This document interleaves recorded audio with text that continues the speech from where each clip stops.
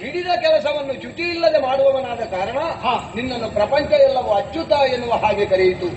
ಆದ್ರೆ ಈಗ ನಿನ್ನ ವ್ಯವಹಾರ ಈಗ ಅಂತಲ್ಲ, ನನಗೆ ಮೊದಲಿಂದಲೂ ಹಾಗೆ ಆಗಾಗ ಏನು ಅಂತ ಗೊತ್ತಾಗುವುದಿಲ್ಲ. ನೀನು ಏನು ಅಂತ ಅರ್ಥ ಮಾಡಿಕೊಳ್ಳಿಕ್ಕೆ ನನಗೆ ಇಷ್ಟರವರೆಗೆ ಅನುಭವ ಆಗಲಿಲ್ಲ. ಯಾಕೆ?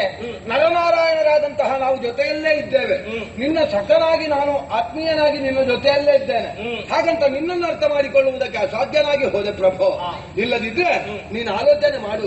ಚಂಪವಕ್ರಾವತಿಯ ದೊರೆ, ಅವ ದೊರೆಯೂ ಅಲ್ಲ, ದೊರೆಯ ಮಗ ಸುಧನ್ವ, ಅವ ಏನೂ ಅಲ್ಲದವ. ಇವತ್ತು ನೀನೇ ಬಂದು ಹೇಳಿದವ ಅವ ಹಾಗೆ, ಅವ ವೈಷ್ಣವ, ಅವ ಹೀಗೆ. ಯುದ್ಧವೇ ಸಂಘಟಿಸಿತು, ಅವನನ್ನು ಕೊಂದೆ. ಪ್ರಶ್ನೆ, ಅವ ಶಪಥ ಹಾಕಿದ್ದನು ಏನೋ ಬೇಡ. ತದನಂತರ ಏನಾಯ್ತು? ಮಣಿಪುರವನ್ನು ಸೇರಿದೆವು. ಅವ ಒಬ್ಬ ನನ್ನ ಮಗ ಅಂತ ನನಗೆ ಗೊತ್ತಿಲ್ಲ. ಆಗಲೂ ಬಂದು ನೀನು ಹೇಳಿದ್ದು ನನಗಿಂತ ಅವ ದೊಡ್ಡವ ಅಂತ.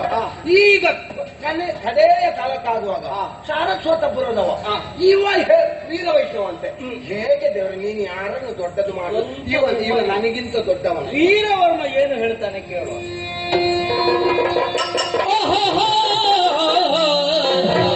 ಮೆಚ್ಚಿದೇನು ಪಾರ್ಥ, ಮೆಚ್ಚಿದೇನು ಪಾರ್ಥ, ಸಂಗ್ರಾಮದಿ ಸಗತಿ ಕಂಡೆ ಸ್ವಾರ್ಥ. ಬಹುಧೀರ ನಿಮ್ಮ ಪೌರುಷ ವೀರಾಭಿರವಿ,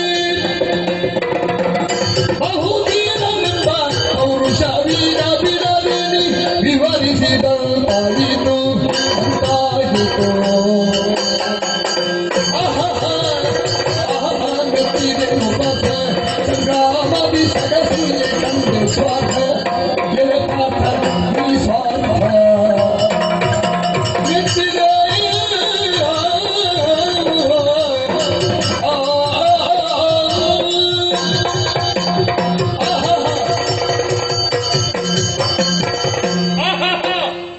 ಭಾರತ ಮೆಚ್ಚಿದೆ. ಯಾವುದನ್ನು ಮೆಚ್ಚಿದೆ?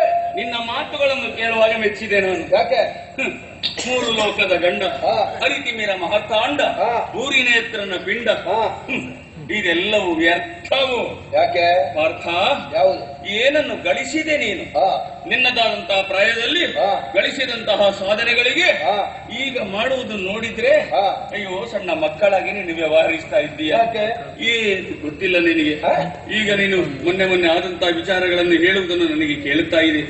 ಮತಿ ಇಲ್ಲದೆ ಹೋಗಲಿಲ್ಲ ನನಗೆ. ನನಗೆ ಮತಿ ಇತ್ತು, ಯಾವುದು ನಿನಗೆ ಅರ್ಥ ಆಗಲಿಲ್ಲ ಅಲ್ಲ? ನನಗೆ ಅರ್ಥ ಆಗುವುದಂತಲ್ಲ, ನಮ್ಮನ್ನು ಹತ್ತಿರದಲ್ಲಿದ್ದವರು ಅವರಿಗೆ ದೊಡ್ಡವರಾಗೆ ಕಾಣಲಿಕ್ಕಿಲ್ಲ. ಊರಿನಲ್ಲಿದ್ದವರೆಲ್ಲ ಕೃಷ್ಣ ಪರಮಾತ್ಮನಿಗೆ ದೊಡ್ಡವರಾಗಿತ್ತು. ನೀನು ತಿಳ್ಕೊಂಡದ್ದು ತಪ್ಪು ಪಾರ್ಥ. ನಿನಗೂ ಇನ್ನೂ ಅರ್ಥ ಆಗುವುದಿಲ್ಲ. ಇನ್ನೂ ನೀನು ಮಗುವೇ.